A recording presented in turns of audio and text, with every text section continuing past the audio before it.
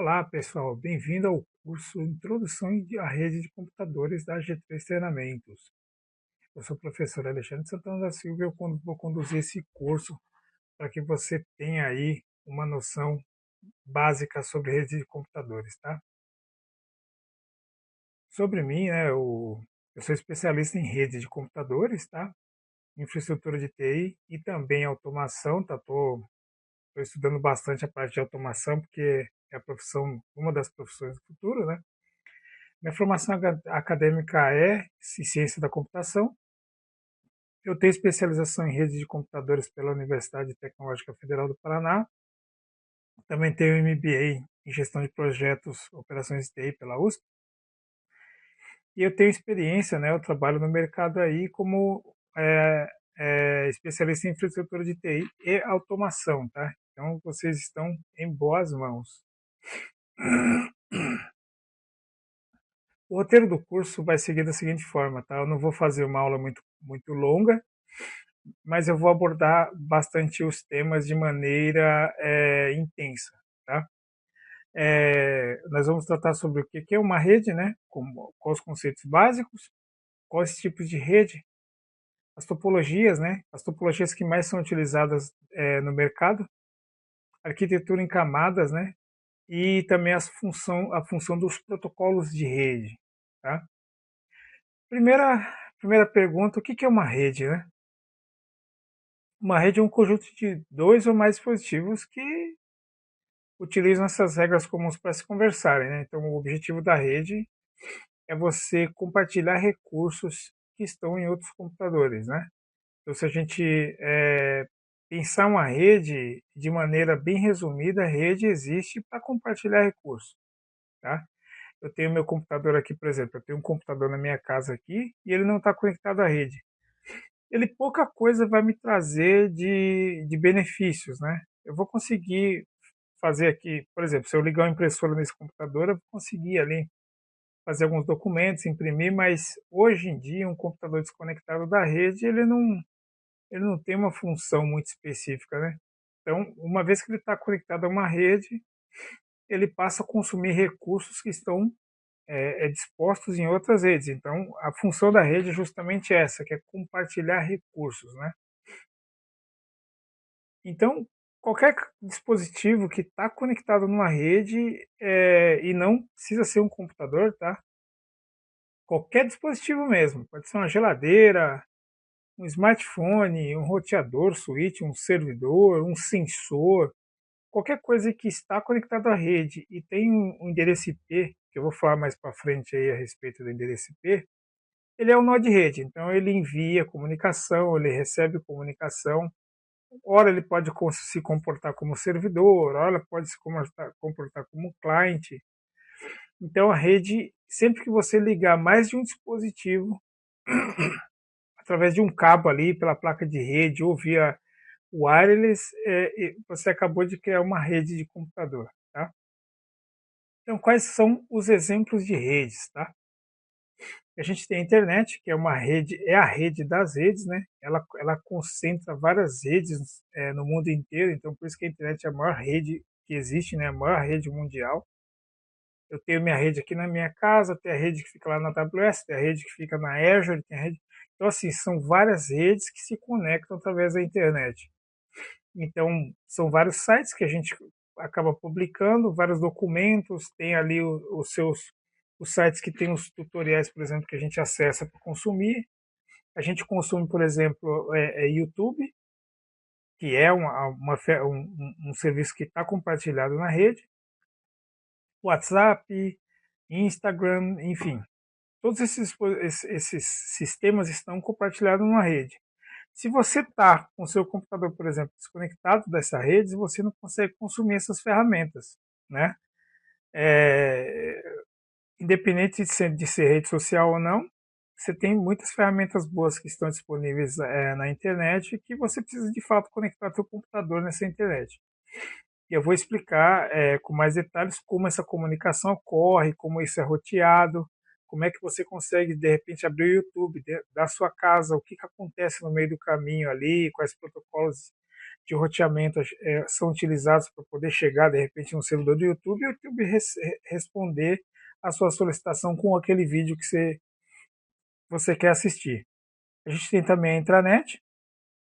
A intranet é uma rede que é mais, ela se localiza dentro de uma empresa, né? Então é uma rede que é privada, ela funciona basicamente dentro de uma empresa, mas ela costuma ser redes grandes, tá? Tem a rede doméstica, que é, por exemplo, a rede de casa, geralmente tem um roteador Wi-Fi e ali os dispositivos são conectados, né? Os telefones, os notebooks estão conectados em casa, é uma rede menor, né? Hoje em dia eu até coloquei na apresentação ali o IoT, por conta da quantidade de automação que a gente está trazendo para dentro de casa agora, né? Por exemplo, é Alexia, é uma série de dispositivos que você chega dentro da tua casa, você dá ordem ali, ó, liga o som, ela liga, ou então ligue as luzes, ela obedece. Então é um dispositivo de IoT ali que está ligado na tua rede, né? E tem também a rede corporativa, né, que tem uma semelhança ali com a intranet. A rede corporativa, ela geralmente ela conecta as filiais de uma empresa através de um recurso chamado VPN, né, Virtual Private Network, e esses recursos ficam geralmente conectados a um data center para prover, sei lá, a utilização, compartilhamento no ERP, por exemplo, ou algo nesse sentido, tá? Para que a empresa consiga compartilhar essas ferramentas com seus colaboradores. Então, conforme eu tinha mencionado, né, e mencionei bastante, que a função da rede é justamente compartilhar recursos, né? Uma vez que você cria uma rede, você está compartilhando recursos. O pessoal de segurança de informação, por exemplo, você cria a rede para compartilhar recursos e ele tem um trabalhinho de fazer com que esses recursos sejam compartilhados com segurança, sejam compartilhados de maneira correta com as pessoas que precisam ter acesso, ou ferramentas que precisam ter acesso a esses recursos, tá? Mas isso é uma questão para o pessoal de segurança de informação. A gente precisa criar rede, né? Então, a rede é justamente para compartilhar programas, dados, periféricos e áreas de armazenamento. A área de armazenamento, por exemplo, você tem uma pasta no teu computador que você quer que, por exemplo, você tem um computador que fica na sua sala e você quer que um computador que fica num quarto, por exemplo, tenha acesso a essa pasta. Você vai compartilhar essa pasta e ela vai ser visível dentro da tua rede doméstica, tá? Então, é sempre focado no compartilhamento do recurso. Eu vou fazer um lab aqui rapidamente, tá? Para a gente ir testando aí na prática o que é como é que funciona a rede aqui, né? Como é que você cria o primeiro recurso de rede. Então vamos pegar, eu estou usando aqui o Cisco Packet Tracer, tá? É uma ferramenta gratuita da Cisco. Eu vou deixar o link na descrição. É só clicar lá, baixar. Você pode fazer o login com o Google lá mesmo, lá, tá? Fazer o login com o Google e baixar essa ferramenta. Essa ferramenta que eu estou utilizando é a 9, tá? Então, estou pegando aqui dois computadores, tá? Dois computadores. Ele isoladamente aqui não tem rede de computador. Por quê? Eu tenho um computador aqui e um outro computador aqui, ó, PC0, PC1. A partir do momento que eu ligo um cabo entre um computador e outro, ó, vou ligar aqui e vou ligar aqui. Pronto. A partir desse momento eu criei uma rede de computador.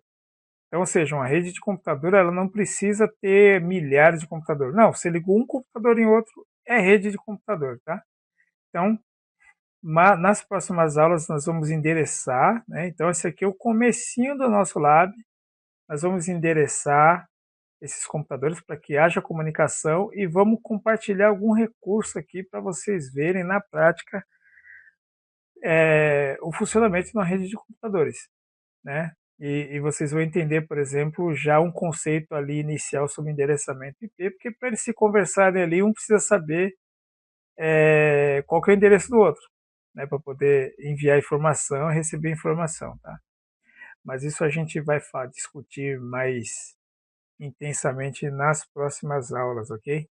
Como eu tinha dito, eu não quero me estender bastante nos vídeos, né? Esse vídeo já está com 9 minutos, tá?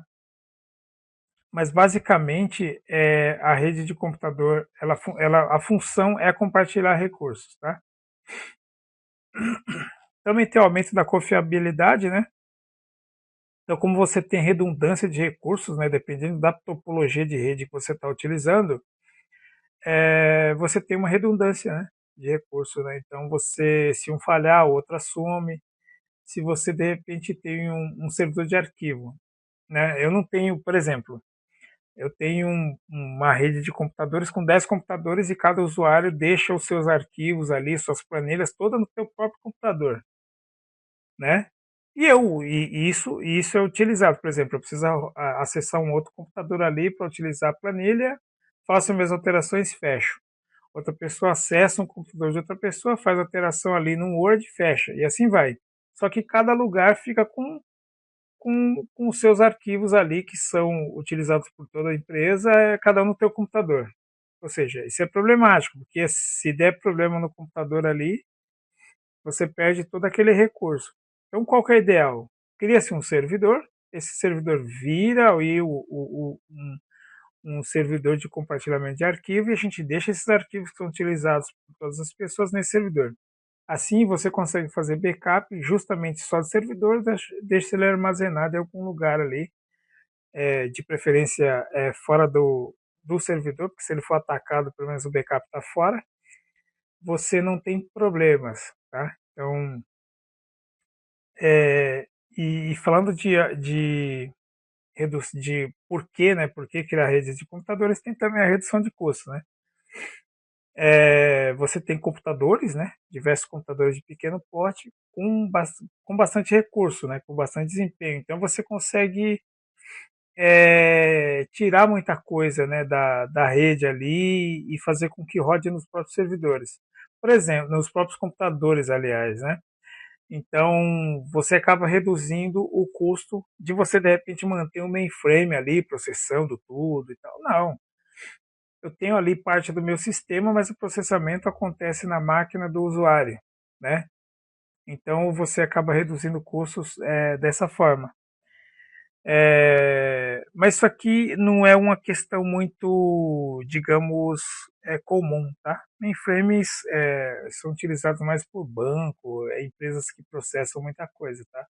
Geralmente indústrias não utiliza mainframe não, tá? Aí tem a escalabilidade, né? Dependendo da topologia de rede que você tenha, você consegue escalar muito facilmente, né? Você compra um switch ali de porta maior, você cria uma rede Wi-Fi com maior alcance, ou então adiciona mais dispositivos Wi-Fi para gerar rede para outros ambientes, outros escritórios, e os usuários conseguem utilizar essa rede aí de maneira tranquila, tá? E tem a cooperação, como eu já venho tratando aí nos outros slides, que é justamente isso. Você consegue utilizar recursos que estão alocados num determinado ponto em diversas localidades do país ou até do mundo, tá? E isso não seria possível sem a rede de computadores, tá ok? Então, a gente finaliza aqui a nossa primeira aula, tá? Se vocês tiverem dúvida, revisem o material, assistam a gravação novamente para entender ali. Mais para frente eu vou falar sobre protocolos, sobre uma série de outras questões que são essenciais para que a rede de computadores funcione de maneira correta, tá ok? Eu estou usando o PactTrace para fazer ali os laboratórios. Baixem, eu vou deixar na descrição ali, vocês baixem o PactTrace para acompanhar aquilo que eu estou fazendo no laboratório, tá?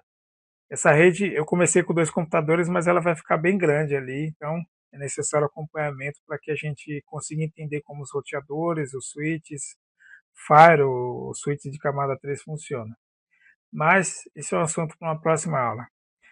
Até mais, pessoal.